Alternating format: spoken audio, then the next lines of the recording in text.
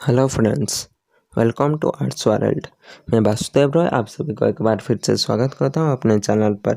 सो friends, आज हम लोग डिस्कशन करने वाले हैं पार्टी सिस्टम इन इंडिया के बारे में। कॉन्सेप्ट स्टार्ट करने से पहले अगर आप लोगों ने अभी तक मेरे चैनल को लाइक शेयर और सब्सक्राइब नहीं किया है तो जल्दी से कर दीजिए। तो चलिए स्टार्ट करते हैं। Indian party system. Nowadays in India multi party system is working.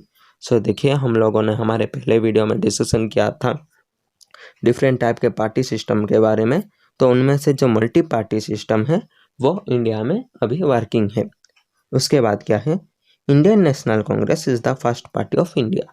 So देखिए, हमारे इंडिया में जो बहुत सारे पार्टी है उन पार्टी में से Indian National Congress first party है। ठीक है। उसके बाद क्या है, in India there are two types of political parties are present. Those are national political parties and regional political parties. So देखिए, हमारे जो इंडिया में जो है यहाँ का मल्टी पार्टी सिस्टम में दो तरह के पार्टी देखने को मिलते हैं। तो फर्स्ट वन है नेशनल पॉलिटिकल पार्टी।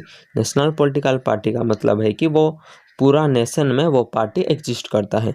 और उसके बाद क्या है, regional political party. Regional political party का मतलब क्या है, वो एक पर्टिकुलर एरिया, ठीक है, एक पर्टिकुलर स्टेट में वो एग्जिस्ट करता है। उसके बाद क्या है, जनरल कैरेक्टरिस्टिक्स। सो देखिए, हमारे इंडिया का जो मल्टी पार्टी सिस्टम है उसका जनरल कैरेक्टरिस्टिक्स क्या है। ठीक है, इंडिया का पार्टी सिस्टम का जनरल कैरेक्टरिस्टिक्स। तो फर्स्ट है मल्टी पार्टी सिस्टम। तो मल्टी पार्टी सिस्टम के बारे में हम लोगों ने तो पहले डिस्कशन किया हुआ है। उसके बाद क्या है, सिंगल पार्टी डोमिनेंस। तो देखिए, सिंगल पार्टी डोमिनेंस का मतलब क्या है, बहुत सारे पार्टी होंगे लेकिन उनमें से एक पार्टी होगा जिसको कि ज़्यादा इम्पोर्टेंस मिलेगा। ठीक है, जैसे कि हम लोगों ने जब ही इंडिया न्यूली इंडिपेंडेंट हुआ था इंडिया, तो हम लोगों ने देखा था कि तभी भी पार्टीज थे लेकिन कांग्रेस को ज़्यादा इम्पोर्टेंस मिल रहा था। ठीक है, तो उसे कहते हैं सिंगल पार्टी डोमिनेंस।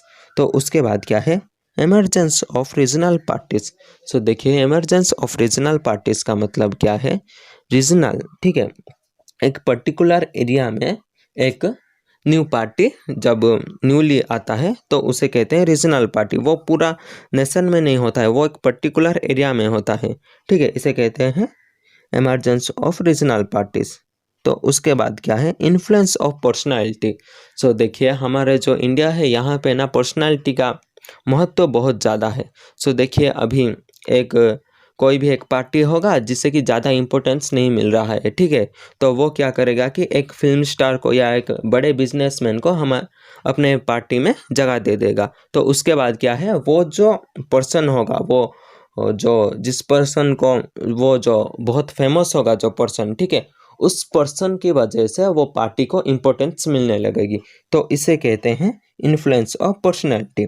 उसके बाद क्या है, लैक ऑफ ऑर्गेनाइज ऑपोजिशन।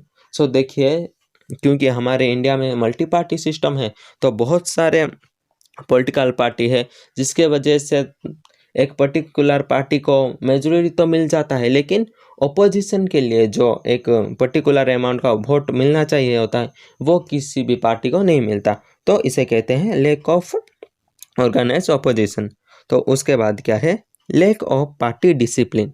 सो देखिए, पार्टी डिसिप्लिन क्या है, हमारे जो इंडिया में है ना, यहाँ पे बहुत सारे पार्टी है और वो जो पार्टी के जो मेंबर होते हैं उनका ओपिनियन जो है वो सेम नहीं होता, इसीलिए वहाँ का डिसिप्लिन भी सेम नहीं होता। और उसी के वजह से एक पार्टी में कुछ लोग होते हैं और जब उनमें से मतभेद दिखाई देता है तो वो डिवाइड हो जाते हैं। ठीक है, इसे कहते हैं लैक ऑफ पार्टी डिसिप्लिन। उसके बाद क्या है, कोएलिशन पॉलिटिक्स। तो देखिए, ये क्या है, जब एक इलेक्शन में एक पर्टिकुलर पार्टी को मेजॉरिटी नहीं मिलता तो एक या दो या उससे भी ज़्यादा, ठीक है, एक से ज़्यादा पार्टीज मिलित होकर गवर्नमेंट क्रिएट करते हैं तो उसे कहते हैं कोएलिशन पॉलिटिक्स, जिसे कि हम लोग गठबंधन सरकार भी कहते हैं। ठीक है, अभी जो गठबंधन सरकार चल रहा है उस टाइप का।